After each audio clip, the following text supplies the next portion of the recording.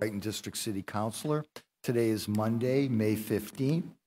Again, we are here with our good friends from the Department of Innovation and Technology as they relate to dockets 0536 through 0538 and 0539 through 0543.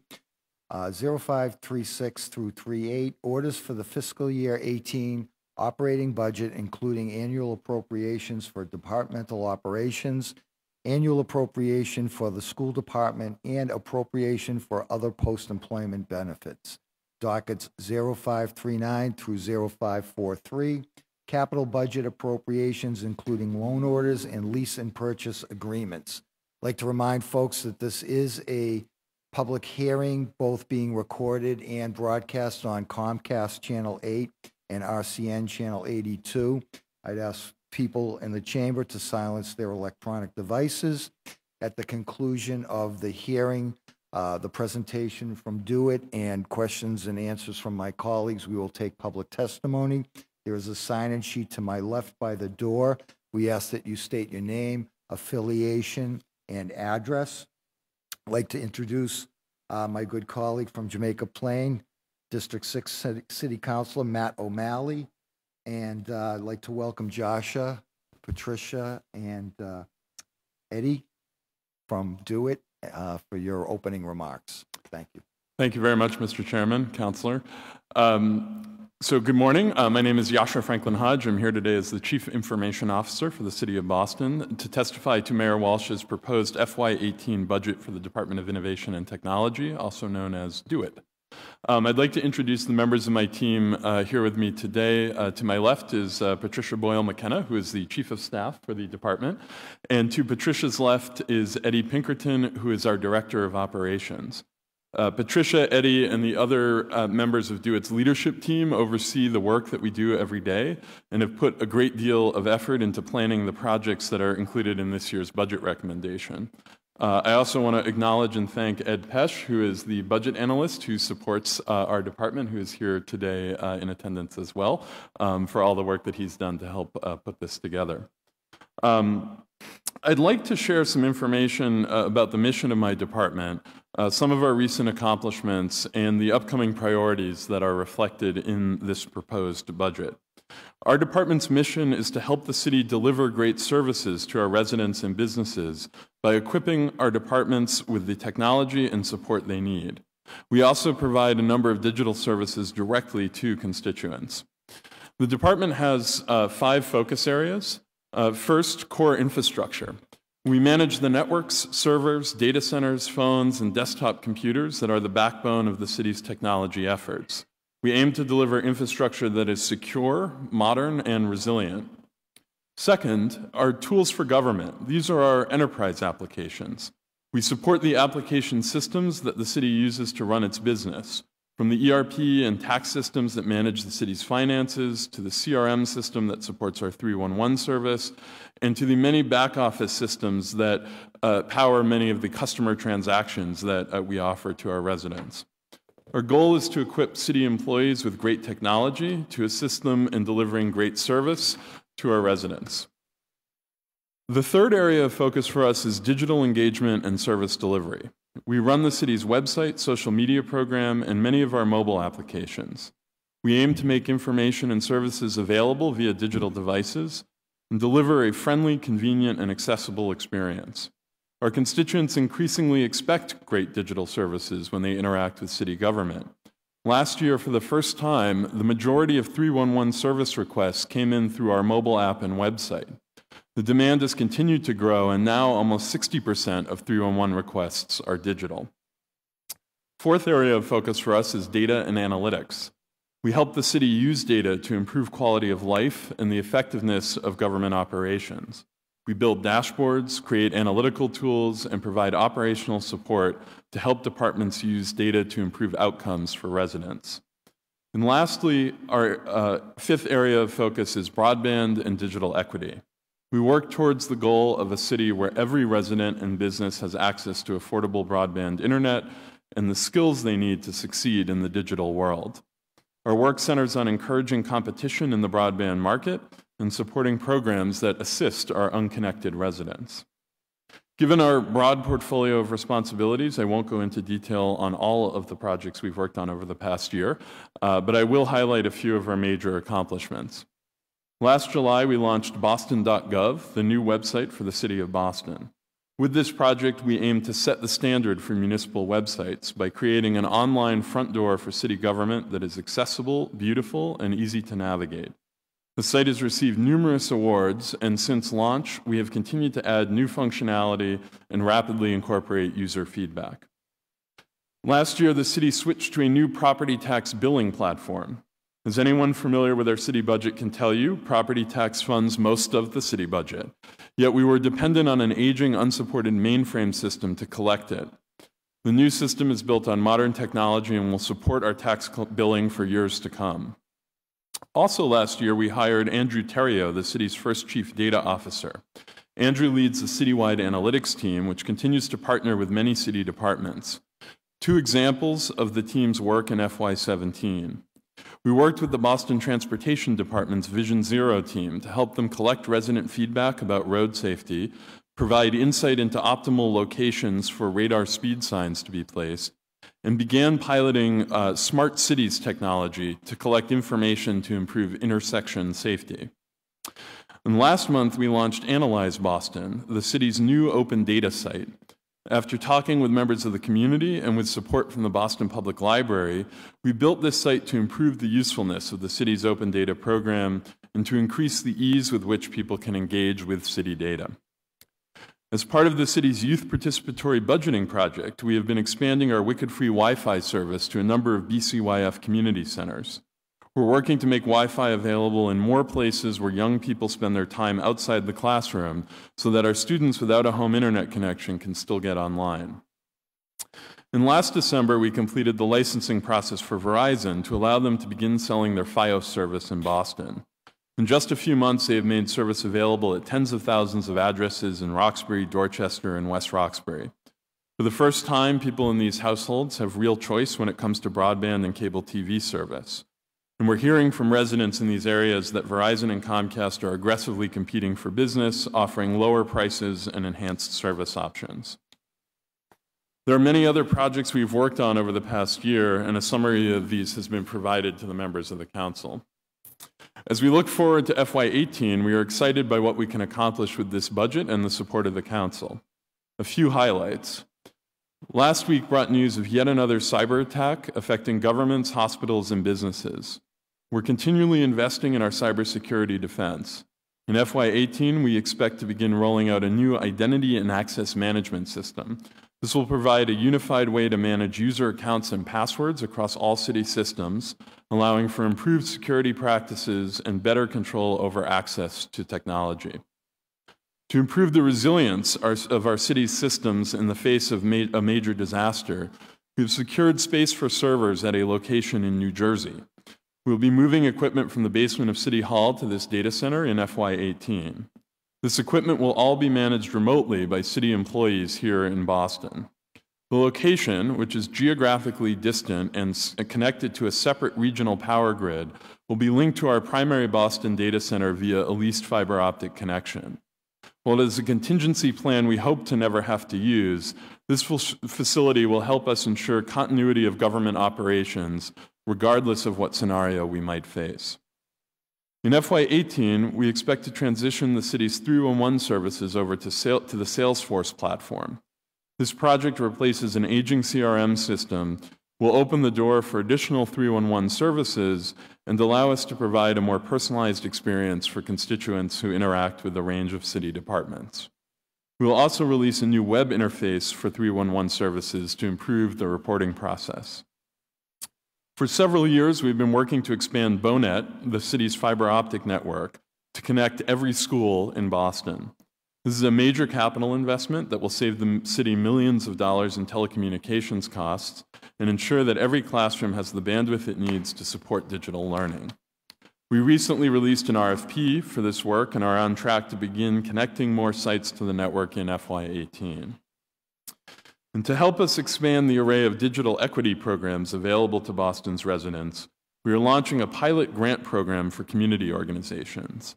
These grants are intended to support local organizations in providing access and teaching digital skills. These and many other projects are outlined in the proposed budget materials. The Department of Innovation and Technology is here to help our government, our businesses, and our residents succeed. Our mission is to support the delivery of exceptional city service through the use of technology. We're not here simply to provide IT services, but instead to be a true partner with other city departments in creating great outcomes for the people of Boston. I want to close by saying a heartfelt thank you to the employees of my department who do this hard, important work every day, and a thank you to the council for continuing to support them. And I'm happy to take questions. Thank you, Joshua. That was great, and I want to join you in thanking you and your team for all the great work that you do within the city of Boston, and congratulations on all the awards that you've recently received. And it's on the heels of many years of awards, so I want to thank you for those efforts. I just wanted to get into a couple of budgetary items. You're seeing a slight overall increase in your budget, but I was looking at the historical FTEs, and I'm wondering how you have budgeted, apparently, again, for 130 FTEs for FY18, over 126 in FY17, and with such a slight increase in personnel costs and et cetera, and in the overall budget. Yep, absolutely. I'll let Eddie respond to that question. Yeah, thank you, Yasha. So the slight increase with a very modest overall increase in our spend is attributed to two employees from our HCM upgrade moving on to full-time status onto our payroll. So that's we were already paying for them through capital chargeback, so our operating budget was already taking on the impact of these employees.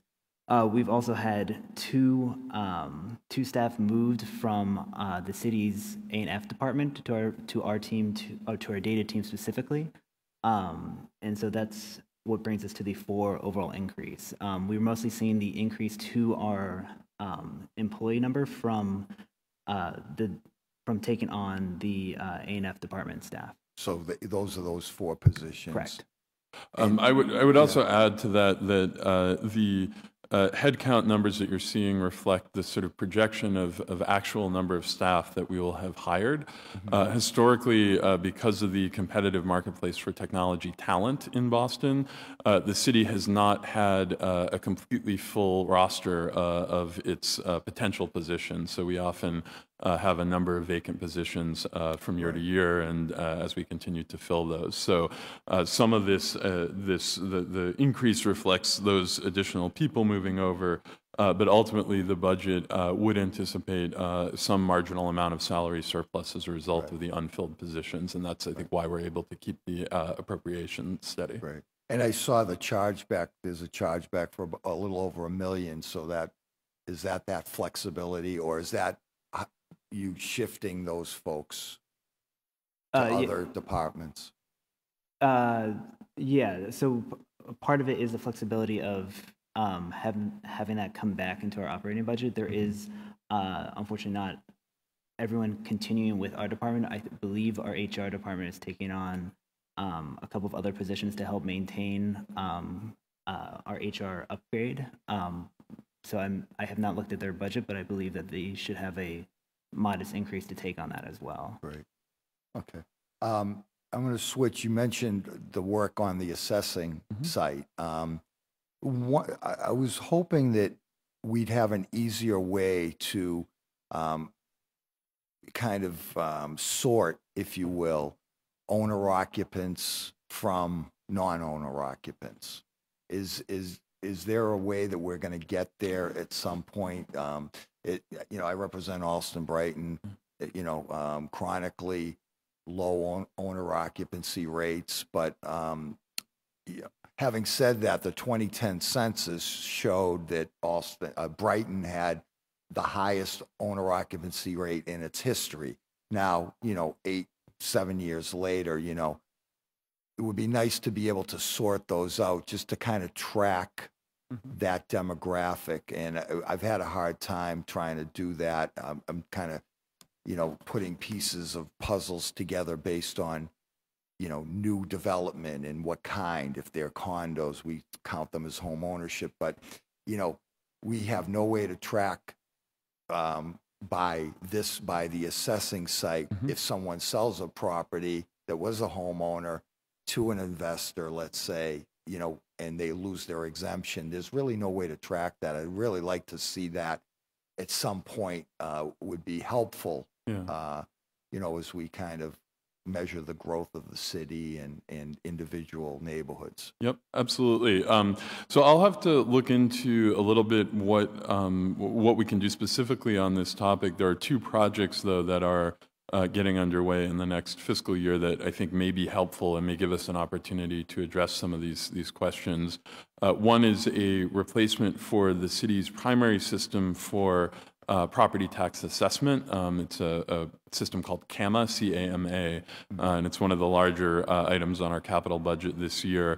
That replacement is going to be led by the assessing department, but with support from DoIT, and that's going to modernize the core piece of technology that the department uses to determine the basic valuation of properties and to manage the assessment.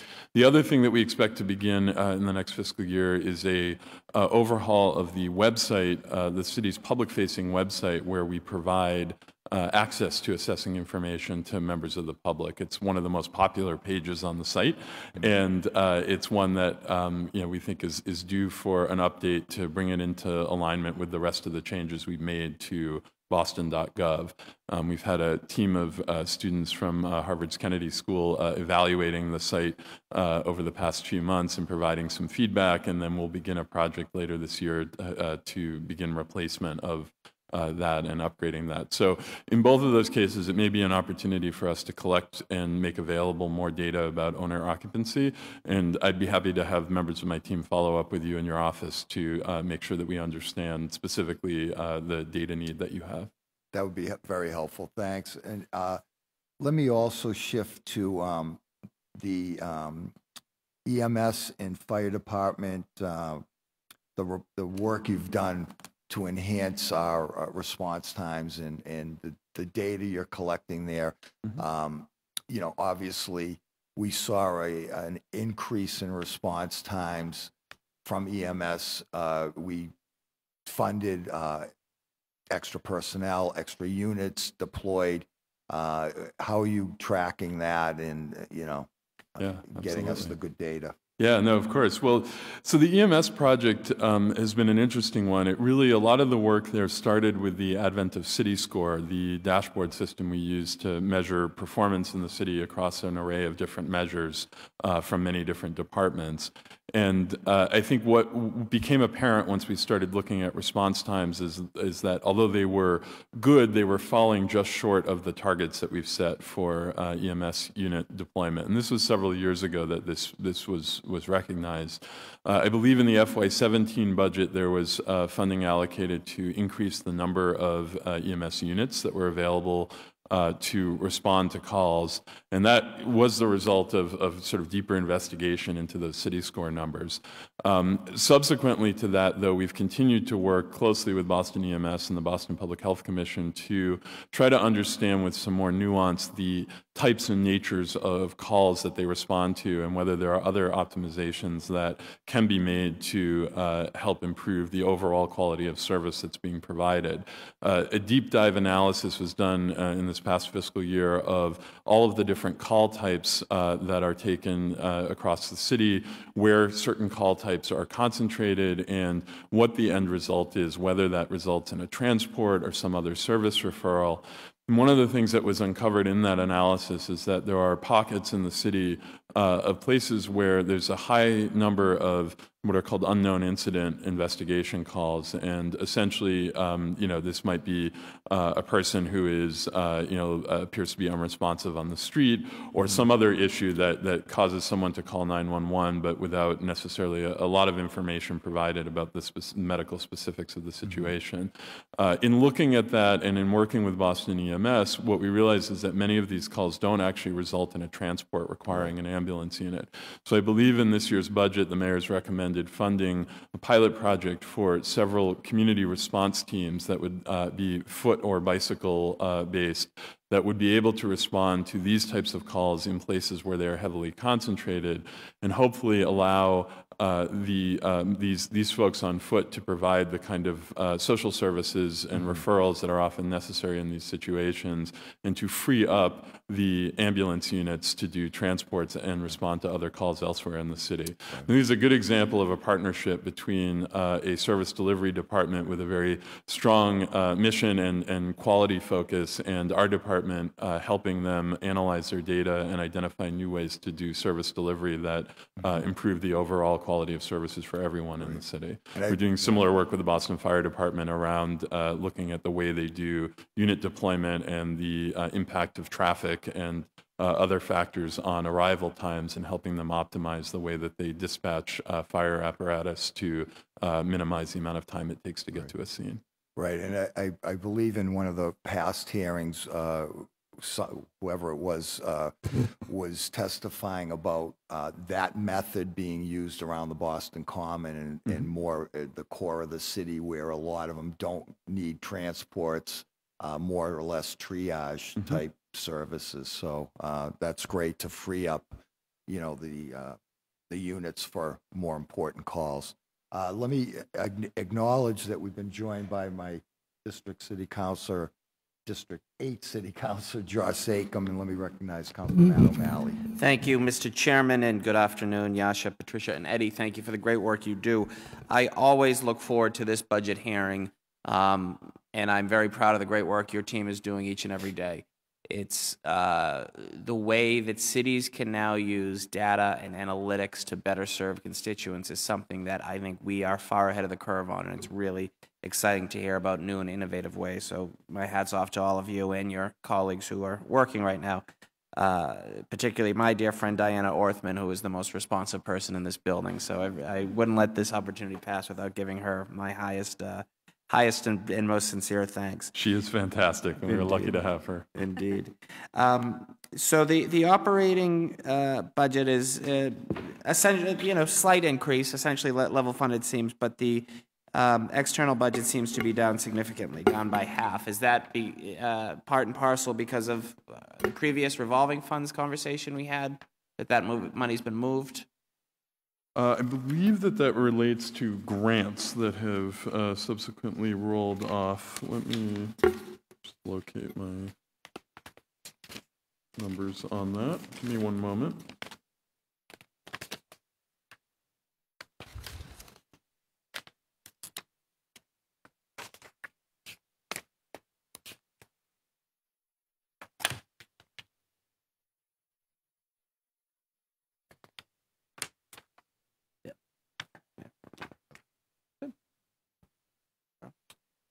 I guess I'm specifically looking at human capital management upgrade seems to be cut in half, and then Knight New Challenge grant is gone, as well as New Urban Mechanics. Yeah, so I'd be happy to speak to those. I apologize, I don't have the list right in front of me.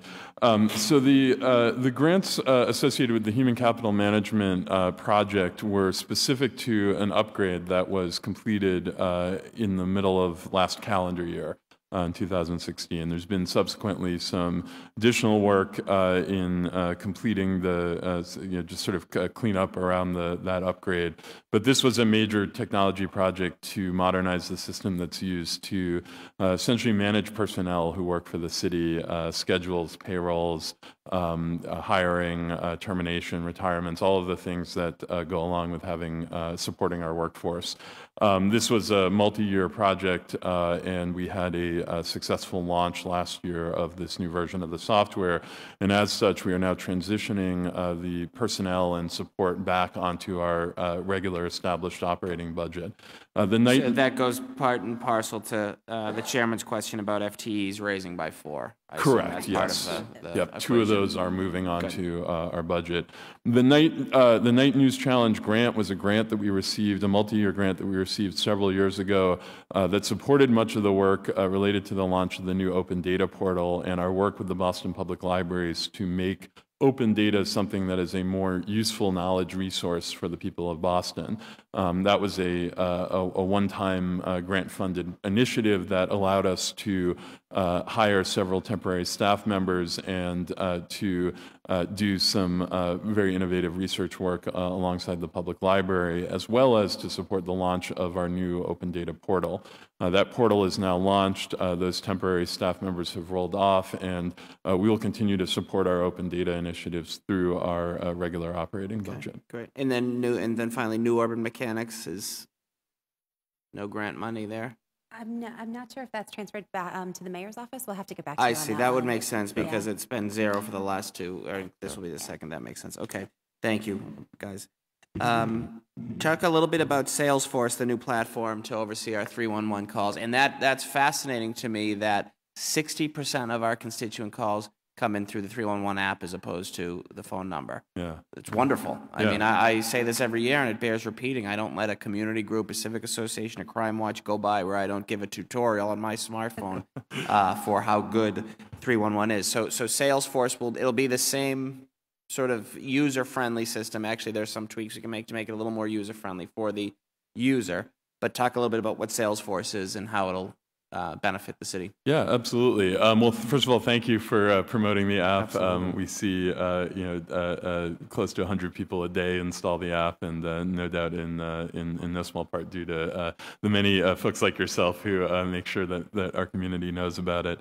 So Salesforce is replacing a piece of technology that sits behind the 311 app. The app itself is not changing with this project, but where all of the data that when you report a pothole, for example, in the app, that gets sent into a system today that is operated. It's run on premises in the city's servers, and that basically keeps track of all of the different requests that have come in. If a city employee uses their mobile app and reports that pothole as fixed, it goes back into that system, and that system generates a notification out to the constituent that says, "Hey, this has been taken care of." We also use that backend system to generate a lot of the data that we report on around whether we're meeting our targets for service delivery or not. The CRM system that we are using is about 7 years old. It was originally, the manufacturer of that software originally intended it to support call centers for large airlines and hotels, and the city over the years ingeniously adapted it to a very different purpose, but we're finding that it lacks some of the flexibility that we need to expand service delivery and to do a better job of personalizing the user experience that people may have when they report an issue or when they try to contact us about something. So what we are doing is replacing that piece of technology with Salesforce, which is a modern and widely used platform for supporting all kinds of customer interactions. Initially, this is simply to replace the technology. There will not be any notable changes to functionality for what end users experience when they use our mobile app, and there will not be any major changes to the experience of field employees in the city. The two places where the experience will change, one is on the website. If constituents go to the web to report an issue, they will have a brand new interface that is actually developed in-house by the city's digital team, which will provide a much more user-friendly and easy-to-navigate process to find the right type of issue and to make sure it gets routed to the right place. The team is using this as a platform to experiment and to really think about what the future of 311 service reporting might be. And the hope is that many of the features we develop for the web will eventually roll back into the mobile app. The other place where there will be a difference is for call takers in the city's call center. They will now be using a Salesforce interface, and one that we think will solve for many of the usability challenges that sometimes require a lot of extensive training for people to be able to successfully handle the call taking process. So that's the initial plan. Sounds we'll music to my ears. there. The one request I would make, and I will reiterate this, and I think this is the great opportunity, is that the council does not have any access to either the back end of what Salesforce will be or 311. Yet we probably get, I would venture a guess that 25% of all of my constituent service cases are follow-ups to something that happened on 311 where I'll be forwarded the email. I know my colleagues are the same way. So if there's a way that we can at least have some access to address the issues, I'm not looking for duplication of efforts. Lord knows I have my own sort of internal system that we use, and my colleagues do as well for our constituent service management. But I would hope going forward that we could have a better opportunity to work directly and just not duplicate efforts, which is what happens most. So I know there's been some talk before about having a system for counselors to use. Is that something that's still on the table, or? It's definitely on the table. For right now, the focus is on simply replacing the existing CRM with Salesforce, but once we have that, that creates a great deal of flexibility for us to expand the use of that system and the functionality to give other people and departments and teams access to 311 cases. So we're hoping to, later this year, complete the transition onto Salesforce, and at that point, we can begin planning for expansion on top of this new and more flexible platform. That's a very important thing for me, from my perspective. And and we work well together, so I think that would be a great sort of thing to happen.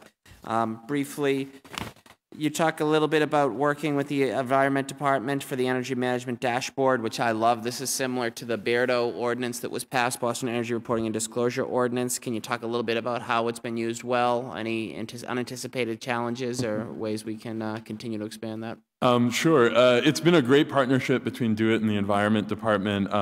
The work has been to date, not primarily focused on Beardo-related data, but instead on the city's own buildings and the way we manage energy consumption in schools, libraries, police stations, the city hall itself. What we've done is we have worked with the Environment Department to contract with a company to do two things. One is to provide a more detailed review and audit of all of our energy bills to help make sure that we are not being overbilled or incorrectly billed for the actual energy that we're using. The second thing that company does is they provide us with a great deal of raw data that we are then able to visualize and make available through dashboards and other interfaces. And so this partnership, once we had the primary data source in place, our analytics team was able to work with the Environment Department to develop customized dashboards that are intended to allow people in environment to monitor the use of energy over the course of the year, but also even where we have real-time metering data available on a daily and real-time basis to see how much energy is being used. This has allowed them to better engage with building and property managers throughout the city to help them take steps that reduce energy consumption and specifically reduce cost of energy. I will not let a day go by without saying every fiscal conservative ought to be an environmentalist, because it's often what policy that's good for the environment is good for the ratepayer as well. Indeed it is. So thank you. And then finally, the new website, boston.gov, looks fantastic. I can remember interning here with the first, Mike Ross, actually, our former colleague, played a role in the late 90s. And it was good then, but I think it's really great. Again, my request would be a little bit better build out for the council committee pages, and I think we can make it easier to track legislation. It is miles ahead of where it was 2 years ago, so I want to be clear, it's been a great upgrade, but I do think there's even another thing that we ought to be looking at. So those are my two requests and my question, but thank you all. Thank you, Mr. Chairman. Thank you, That's Councilor. actually a good segue to a shout out for James Duffy and Jesse Berzak from your team for the work they've done to implement our hearing schedules, working with our central staff. And I want to thank our central staff as well. They've done a great job of implementing that. We've since been joined by City Councilor at Large Anissa Sabi George and Councilor Tim McCarthy. Let me now recognize Councilor Josh Saco. Thank you, Mr. Chairman. Hello, morning all. I'll be brief. I know a lot of people have a lot to say on this topic, but thank you for your work. I want to echo the improvements to the website. I also regularly use 311 app myself, as well as telling my constituents, some who are more comfortable than others on using it, but it's been a great resource for us. I was actually earlier this morning with Mayor Walsh at a cybersecurity firm in Boston. It's just over the line out of my district, but it's in Back Bay, so we sort of claim it for District 8. And they were talking a lot about some new emerging threats, things I didn't even know about that, you don't even have to click on anything now for them to get in there, which I think was sort of the case with the recent ransomware attack we heard about. What are we doing from a standpoint of, aside from the entry point, which it looks like is part of that modernizing, logins and universal access from you. It seems like there's something new every day, and while someone's not going to get in here and transfer $100 million from one bank account to another, there's a lot. I mean, even putting locking out the 311 system would be very problematic for the city. How are we addressing that, monitoring, preparing for these emerging threats that in dollars and cents, the ransom, so to speak, that they're asking is not huge, but it's a huge vulnerability for the city. I mean, we're computerizing our traffic lights and signals, everything else. How are we addressing that? Yeah, absolutely. Thank you for the question. It's something we spend a great deal of time and energy working on in my department. I would start by just saying that the most recent malware attack that took place late last week and over the weekend, to our knowledge, has not affected the city in any way. We have not had systems impacted by that. The teams that work on cybersecurity, both in my department as well as in a number of the other departments, police, libraries, schools, were all in communication last week and quickly took the mitigation steps that became available as people started to understand what was happening and what could be done about it. Unfortunately, when it comes to cybersecurity, there are no silver bullets.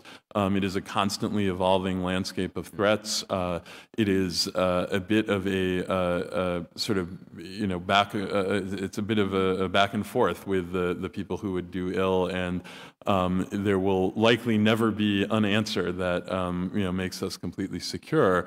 But we take a strategy that's known as defense in depth, and core to this is the idea that there's no one place or one thing or one technology that's going to stop all cybersecurity threats, but by thinking holistically about risk across the organization, all of the different systems that you operate, the different vulnerabilities, by prioritizing your work based around that risk, that you can substantially lower the likelihood that you will be victim to one of these kinds of attacks. So just briefly, 3 things that we have done or are doing right now. I mentioned already the next generation firewall that we have put in place.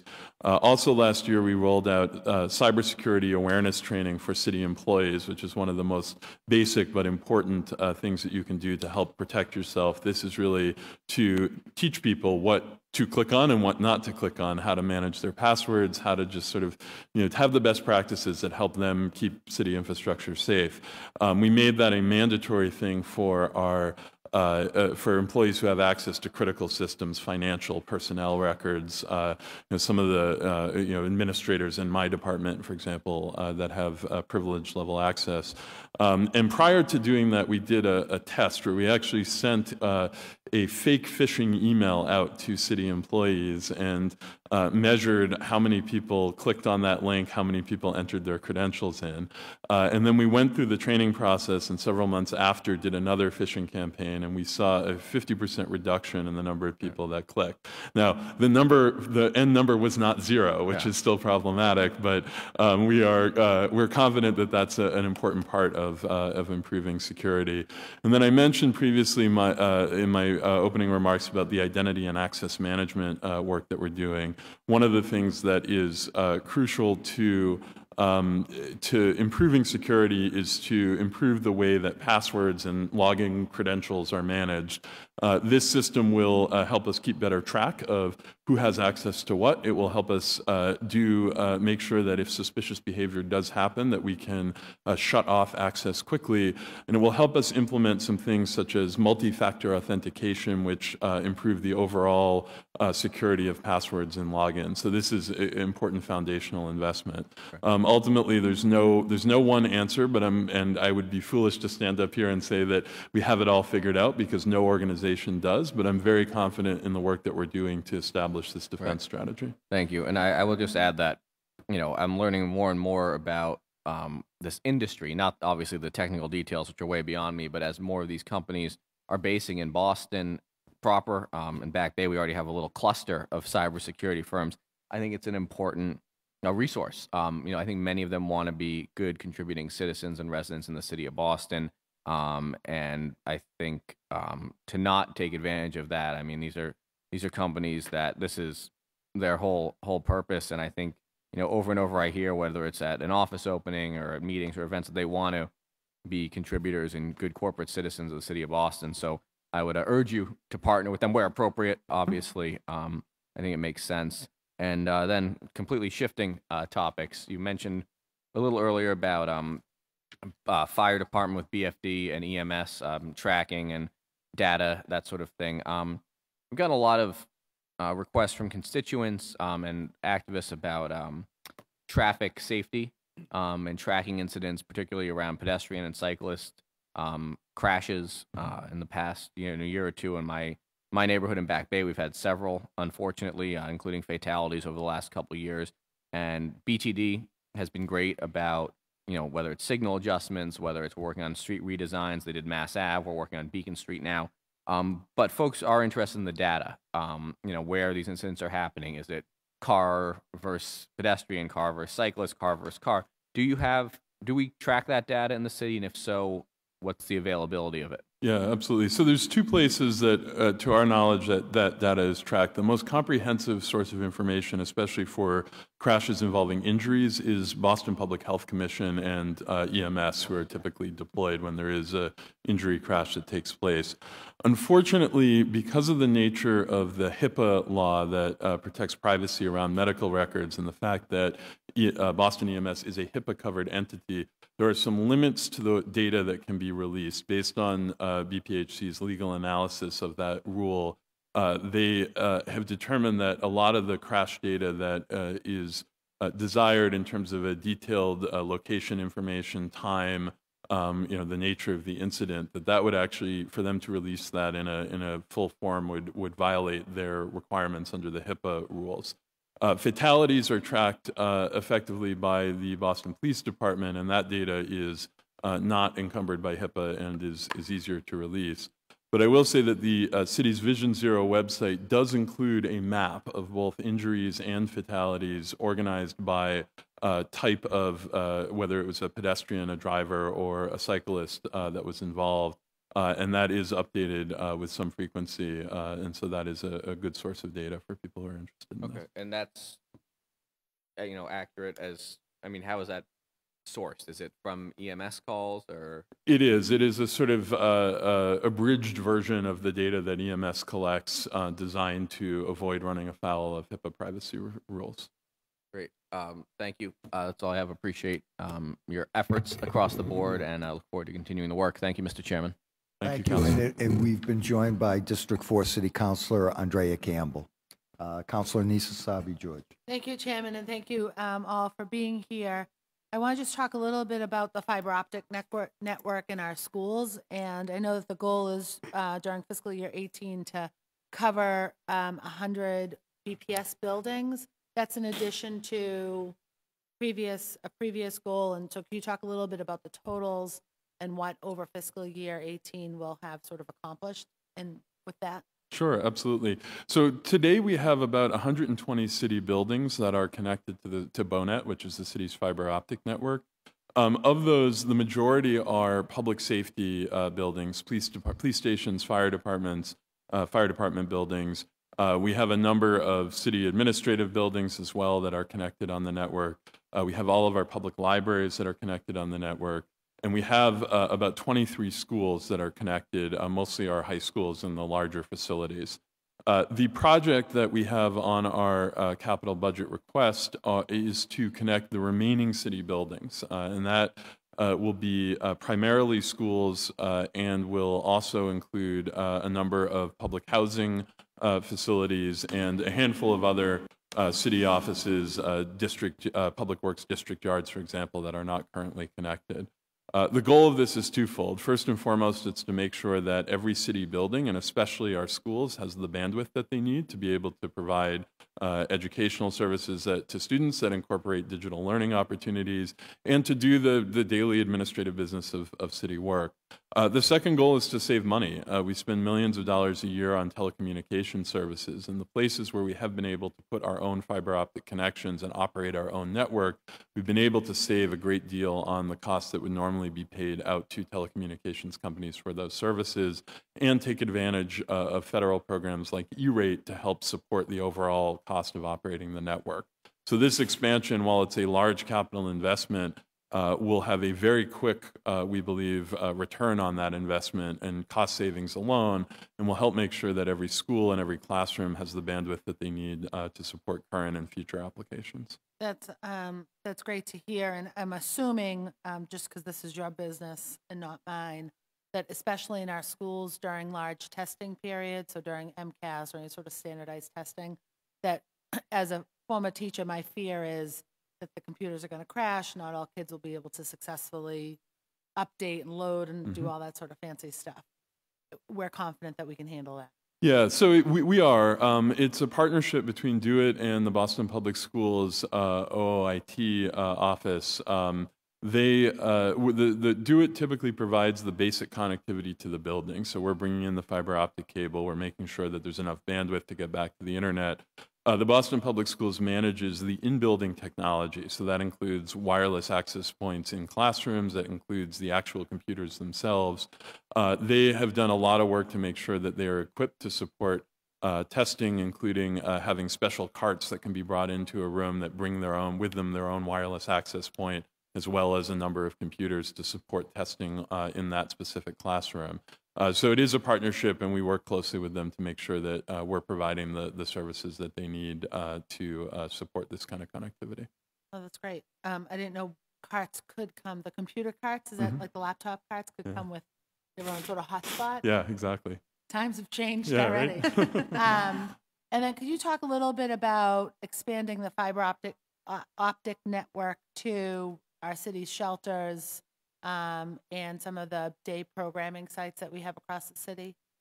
Yeah, it's a great question, and I don't have a lot specifically to tell you about that. I mean, we right now are doing our work kind of comes in two strands. One is to make sure that we have the basic connectivity to city-operated buildings, and so as I mentioned, we've done a lot, and we are expanding that. When we have connectivity in those buildings, we're using that to then provide actual publicly accessible internet service to employees and to residents who find themselves in those spaces. I mentioned in my opening remarks that we have expanded the city's wicked free Wi-Fi service to a number of BCYF community centers to make sure that young people have access outside the school day. We would be eager to look at opportunities with city-operated or partner-operated shelter facilities to see if we are able to bring that basic connectivity into those buildings, and B, whether we can then offer some kind of public Wi-Fi or free service for the people who are there and being served by those buildings. That's great, thank you. And it sort of leads to like a general overall question, and really, we talk a lot about equity gaps, but we've got a digital equity gap in the city. Can you talk a little bit about your program? It's called the Digital Equity Pilot Grant Program. That's mentioned in the budget. Yeah. Thank you for addressing this. It's I think one of the big and often underappreciated challenges that we face as a city. The best data that we have says that approximately 15% of households in Boston do not have a broadband connection at home. That means that those adults don't have access to the educational and employment opportunities that come from being connected to the internet. It means that young people in those households can't get online to do homework or to explore other academic or cultural or any other types of activities. This is a major challenge. Being connected is a fundamental part of participating in today's society and our economy. So while we don't have an easy answer to this challenge, we're investing on a number of fronts to try to close that gap. We have, as I mentioned, we have our Wicked Free Wi-Fi program that provides connectivity in schools, community centers, and neighborhood Main Streets districts around the city. We, through the money received as part of our cable franchises, have funded Technology Goes Home for a number of years, a program that provides digital literacy skills and access to low-cost equipment to residents of Boston. We believe they've now served over 22,000 people and families in the city. And we are, for the first time this year, establishing the pilot grant program that you mentioned, which will allow us to make small seed grants to community organizations that want to add a digital equity component to the services and programming that they provide. What we hope to do with this is to encourage organizations that may have provided more traditional types of services to start thinking about this challenge and these gaps and finding ways that seem appropriate for their profile as an organization, the people that they serve, and the communities that they're a part of to start to close these gaps. We don't think this funding is sufficient to get all 100% of Bostonians online, but we think it will bring some interesting new ideas and new programs to the forefront that can hopefully be the recipient of future funding, whether it be from the city or private philanthropy. Right. And then, how do you measure that success? Yeah, it's a great question, and it's a hard thing to measure. I think there's been a lot of work done. Certainly, there's some broad numbers we can get, which often come from the American Community Survey that asks questions as to how and if people are connected, and we'll continue to monitor that as a long-term metric. The other thing that we have done is sporadic surveying in specific contexts. The Boston Public Schools, for example, did surveys of students in several elementary schools to try to understand, do people have smartphones? Do they have home broadband? Are there challenges around affordability for those services? Are there literacy or equipment access challenges? So we'll continue to do that kind of targeted sampling and research to try to understand the shape of the challenge we face as a city and to make sure that the programs that we're supporting are designed to actually address the real need that we see.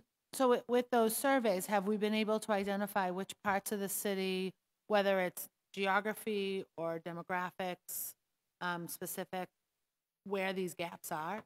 Yeah, I don't think that we have a complete view of that landscape. I mean, most commonly what we see is that lower income families are less likely to have a home broadband connection. We do see very high rates of cell phone ownership, however, across the city, across all income brackets. And so that's part of the changing landscape of the digital equity challenge, is that you will often find a household where one or more members of the family has a smartphone.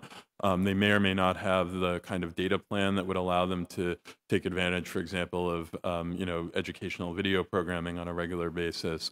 So I don't think we have a complete grasp of the shape of the challenge, but we're learning more every day. The experiments that the Boston Public Schools are doing around one-for-one devices, where they're providing students with devices that they're able to take home in certain contexts, will also be instructive to help us understand how that impacts both educational outcomes as well as to learn from those students and their families about what that means in context for them in terms of affordability and broadband access challenges. That's great. I mean, I do remember a time I had once a student that had typed a whole paper on his cell phone and then submitted sort of almost via text. I think I do recall maybe he emailed it or something.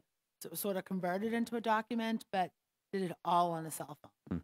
And it's probably a BlackBerry. It was, I think, that many years ago. But so I guess he had a keyboard. But just thinking that kids are still that disconnected from the technology they need is unfortunate, and certainly work that we need to do. Yeah, truly is. Thank you.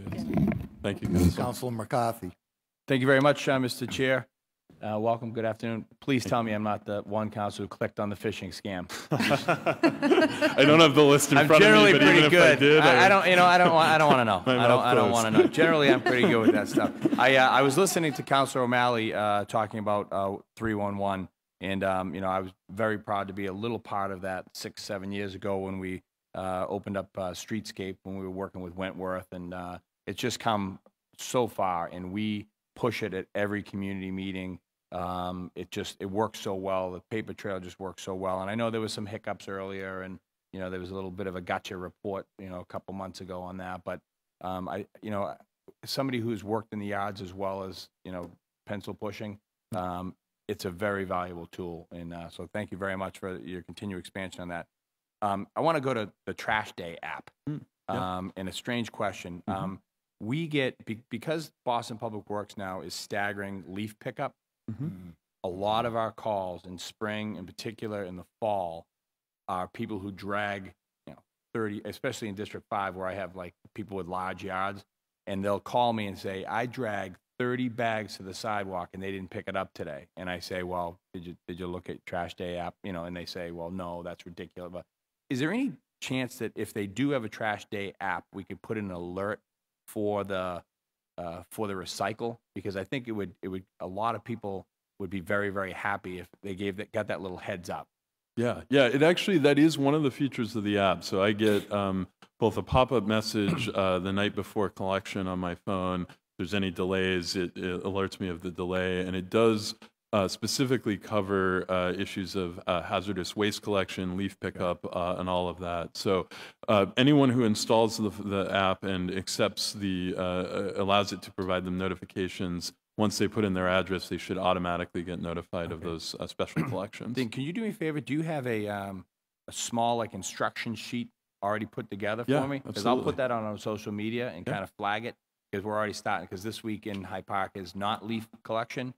And I've already got a call-in sheet in my office that says, I've dragged everything out in the rain, now the bags are wet, now I can't bring them back up the driveway, and it's a giant sad story. And generally, Public Works is very good about addressing it, but obviously it defeats the purpose of then going out and removing the leaf. Sure, and we don't want people to be frustrated by that. So we'll get you that in digital form.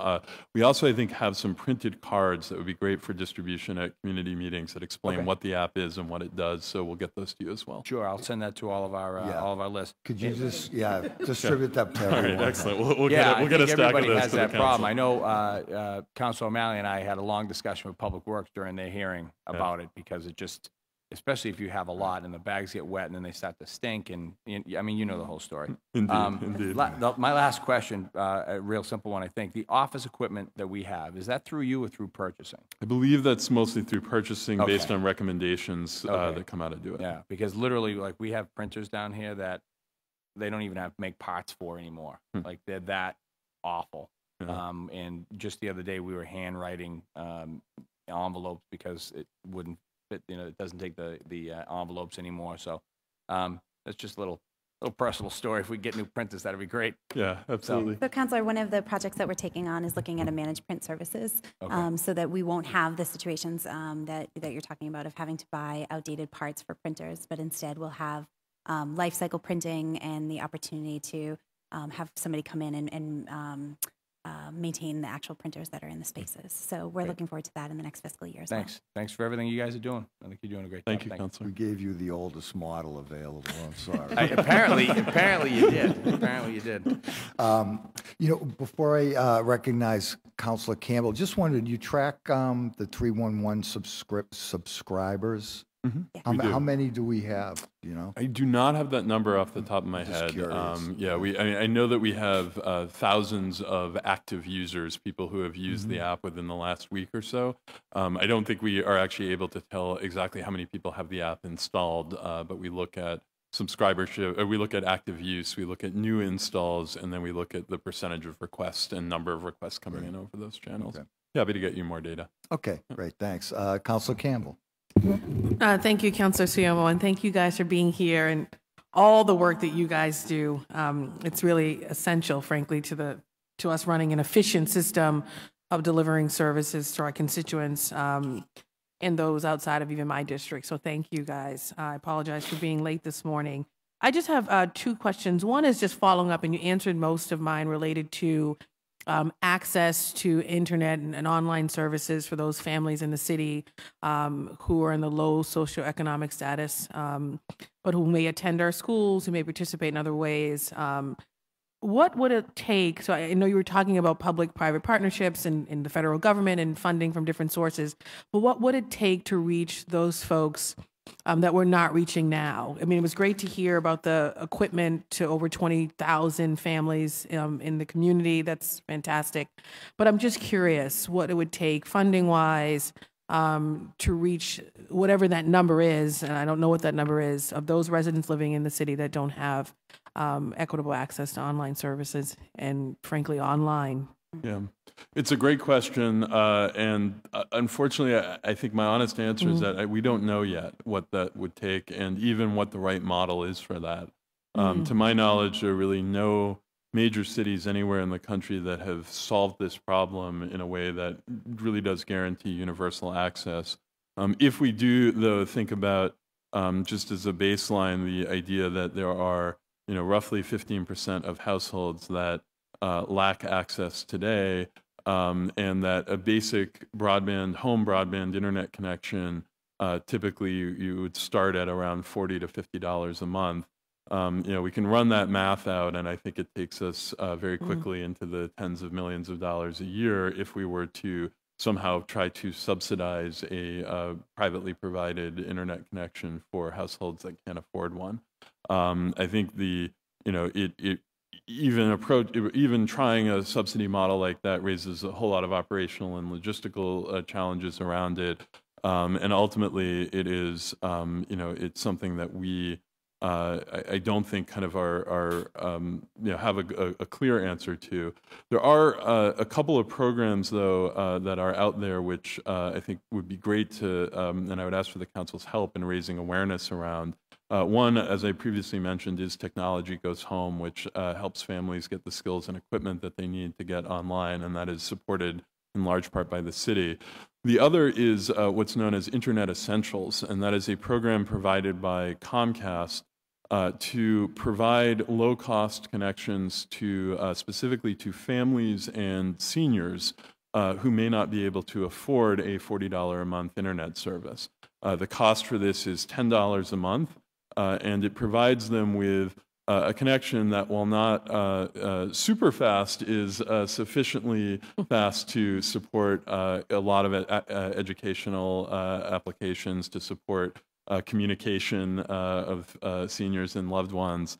And that's a program that's available to many, many residents in Boston. There are entry qualifications, but for families of young students, it is primarily that they are eligible for free and reduced lunch, which is something that for the Boston Public Schools is very common. There are other rules around these programs, but Internet Essentials, I think, it does offer a very low-cost way for families that might not otherwise be able to afford to connect to get online. So, I mean, it's great to hear about Comcast's involvement. I'm just curious, and I'm okay with, I guess, blowing them up, but other internet service providers, what they might be doing. Obviously, we engage with many in the city of Boston for different services, different purposes, but what they might be doing to help out with these types of programs, and what community benefits they might be providing in this space. Is it just Comcast, or does Verizon and others also in some significant way participate in this space? Absolutely. It's a great question. So at the moment, Comcast is the only one of the large internet providers that offers a discount home broadband service as part of their overall offering. When Verizon did negotiate with us last year to come in and offer Fios in Boston, they did fund a one-time grant to the Boston Public Libraries to do a hotspot lending program. This would be a program where somebody could come into the library, check out a hotspot, take it home with them, and be able to get online. That's really, the funding is very much appreciated, but it is really sufficient to launch a pilot rather than to sustain something over the long haul. We're continuing to work with the Boston Public Libraries to get that pilot project launched and off the ground, but we hope to learn from that whether that model is one that we could expand on in the future, perhaps with continued support from other telecommunications companies. We've also had some conversations with some of the smaller upstart companies in Boston that are offering service in apartment buildings using wireless connections, and there's definitely some interest on the part of some of those to connect public housing facilities and provide discounted or free access in public housing in exchange for getting access to the rooftops of those buildings, which would allow them to offer commercial service. Conceptually, we think this is a great idea.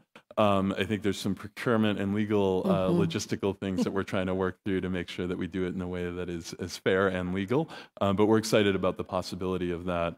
Ann Schwiger, who is our broadband and digital equity advocate, who is a member of the team in my department, is in close contact with all of the ISPs and is trying to identify places where we could work with them to help close this gap.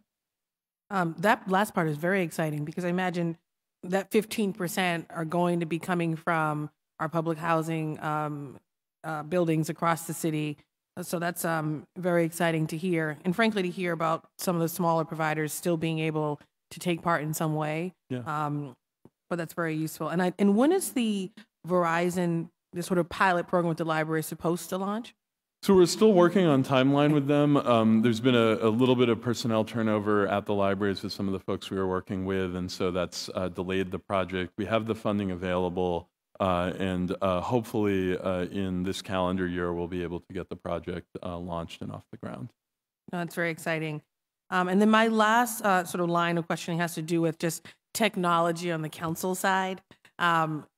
I was having conversations with folks who were sort of, I call them techies, for lack of a better word, outside of, who don't work for the city of Boston, who were residents in this city, but who were just couldn't believe that we didn't have technology to do some of our constituent service work. And one constituent even said, "Oh, I'll just give you the system and the technology," and we ran into legal issues with that. But just thinking for all of us counselors and the council as a whole, it's really important to me because we don't have access to sort of 311. And so there are platforms that other municipalities across the country are using. Some of us have tested them, piloted them, and really like them to create a system where each constituent that we deal with, for example, you can build an electronic file for, and you can put all kind of information and detailed information in that. So I'm curious as to what your department might be thinking in terms of technology on the council side for us to do constituent services even better. Someone did mention Salesforce at some point. My team went over to D&D to check it out, and that might be a possibility. Love to hear more about that too. Yeah, absolutely. So we are in the midst of deploying Salesforce to replace the CRM that powers 311, and that we expect the main conversion to happen later this year. Once we have that conversion in place, we are looking for opportunities to expand Salesforce to serve other parts of the city. Right now, we're sort of maniacally focused on just this swap out of an old piece of technology with a new one, and making sure that that goes smoothly so that we don't disrupt the existing 311 services. But once that's in place, once we're confident in that platform, it is very much our hope that we can expand that potentially to include the council as well, either giving them tools directly or the ability to follow along with constituent requests to make sure that you get updates when things change. So what we are hoping to do, we're currently targeting later this fall to launch Salesforce. Once that's launched and stable, we want to do a bit of a listening tour across the city to try to better understand the CRM requirements and needs of different departments so that we can start to make a plan for future expansion of that. That's really great to know. I will say later this fall, okay, but I will say, I was like, the systems we're using now, Google and Google Sheets and stuff like that, it just seems so old school, and I'm not very tech savvy, but my team is. And for us to be exposed to what's happening in other municipalities across the country and to see what's out there, it sometimes can get frustrating to not have access to those kind of things. But I look forward to continuing the conversation. And thank you guys for thinking about the council and our unique and specific needs when it comes to our constituents. Absolutely. Thank you very much. Have a wonderful day, and thank you, Councilor Siomo. Thank you. Just to piggyback a little on that, obviously we have publicly accessible service, right? Do all our libraries have computer? All our libraries. I know Jackson Man has a computer lab. I'm not sure how widespread BCYF has publicly accessible service. All of them? I don't think it is all of them. I don't have the numbers in front of me about which ones do have Wi-Fi and which ones do have computer labs, but a number of them do. Right. Well, to address some of the equity issues, obviously, you know, that might be a good place to look, right, in underserved neighborhoods and areas. And I know, you know, I represent Alston Brighton, Commonwealth Development, as well as the Faneuil Gardens, to name two, also have publicly accessible computers and service. Yeah, and I would just give a shout out to the Boston Public Library specifically. They do incredible work around not only access to traditional forms of information, but also digital. They do have free public Wi-Fi, I believe, in every single one of their branches. They've done work in some cases to extend that Wi-Fi service in partnership with Do It to the area immediately surrounding the library. And they offer computer labs that are heavily used at most, if not all, of their branches. They really are an incredible partner in this work. Absolutely. Thank you. Councilor Asabi George? Sure, I've got a few more questions here.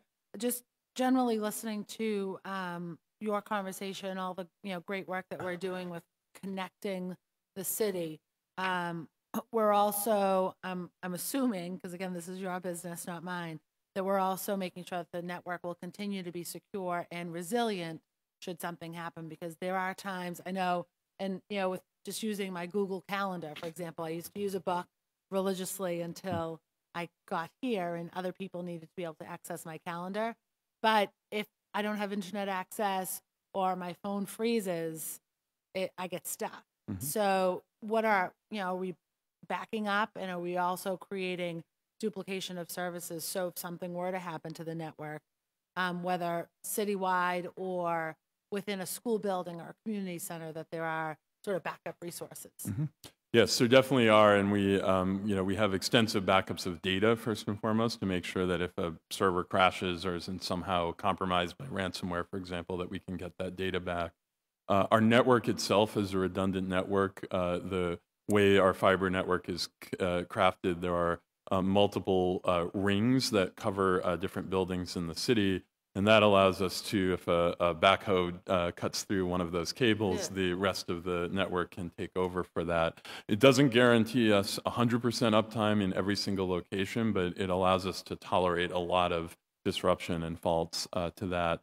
And as I mentioned earlier in my opening remarks, we're in the midst of establishing a backup data center facility located out of state to ensure that in the event there was a major disaster, something like a Hurricane Sandy that were to befall the Boston area, that we would have servers that can provide continuity of operations in a place that is in a different power grid and far away physically from us. So there's a variety of things we're doing as we look at the risk that attaches to the various parts of our IT infrastructure. But for all of them, we're trying to assess what the vulnerabilities are and making sure that we're building more redundant, more resilient systems so that, as this technology, which is increasingly just essential to the basic operation of government, that we can make sure that that stays available. I found it sort of funny, but not really, with our fire department hearing last week about the still reliance on the call boxes. And we think, well, everyone's got a cell phone. So what do we need call boxes for, or landlines? And there is still a role that they play. And should there be any sort of internet or Wi-Fi break-in service, that some of these sort of more antique processes work? I do want to talk a little, just sort of reflecting back on last year's hearing and the work that you were doing with D&D and Green River to develop a coordinated system for assisting those experiencing homelessness access housing, or the service providers to access housing. Could you talk a little bit about sort of what's happened over the last year, especially on the data warehouse that you referenced? Sure. The Department of Neighborhood Development would be able to speak specifically to the services that they've been able to provide as a result of coordinated access. But in terms of being able to have all of the same providers share that information through the coordinated access platform, that has been up and running and in great shape. The folks who are utilizing the data warehouse feel very confident that the information is up to date. And most importantly, it's all in the same place, which previously was not necessarily the case. So we have much better information about folks who are utilizing services in the city of Boston and where they have been and what that trajectory looks like for them. That's great. And then sort of aligned with that, we've called for a hearing that I think that you're aware of that hasn't been scheduled yet, but to work with DND and BPDA on developing a system similar perhaps to New York City's housing portal, but where individuals and families are able to access affordable housing lotteries, both rental and purchase opportunities. Can you talk a little bit about sort of what you've done so far, because I understand there's been some work done, and what it could potentially mean to go that full mile and put everything on? Yeah, absolutely. I'd be happy to speak a little bit to what we've done and what we're thinking about in the future. So the thing that we did recently, earlier this year, was to digitize the Metro list, which is D&D's list of affordable housing, potential affordable housing opportunities. This is, it's now available online instead of as a PDF. You can actually browse it on your cell phone or in a browser. You can sort it by neighborhood. So it gives people a little bit easier access to this information. But I think the point that you alluded to is that once you have that information, it is still an incredibly difficult process to actually secure affordable housing. You end up having to call all of these different housing providers. They do not have a standard application. Availability information is not often publicly listed anywhere, and so it becomes extraordinarily burdensome to a person or a family that's trying to locate housing opportunities. We would be excited to explore the idea of creating a more unified and streamlined access to affordable housing. I cannot say that we have done sufficient research to be able to give a clear estimate yet of what the technology lift is for that. I think it will likely be substantial, though, because it will involve building systems that can work not only for city, but also for the many, many providers of housing around the city. It will also be a significant operational and process lift. Right now, there are numerous affordable housing programs, numerous providers, some of which receive different kinds of subsidies or are open for different kinds of residents, and finding a way to catalog and to create a more streamlined application process is no small task. But we would be very excited to partner with other city agencies to take that on, given the opportunity, especially given the degree to which housing affordability is one of the largest challenges facing Boston today. It's something that I'll continue to advocate for and hopefully work alongside your department and others to find a way to make at least part of this, if not all of it, a reality soon. Yep. That's it for me. Thank you very much. Just to follow up on that, every affordable housing lottery has to advertise, I believe, certain, dictated time frame. Maybe we could provide kind of a board where they would be required to post those in addition to advertising. We're kind of still operating in half the 20th century and 21st century. We put ads in papers that less and less people are reading, but we should probably have posting boards. And the reason I'm saying that, my wife works for Wingate Properties, which provides a lot of affordable housing, just leased up a building on the Riverway. She said it was beautiful. They certainly had no shortage of applicants, but again, unless you read the notice in the paper.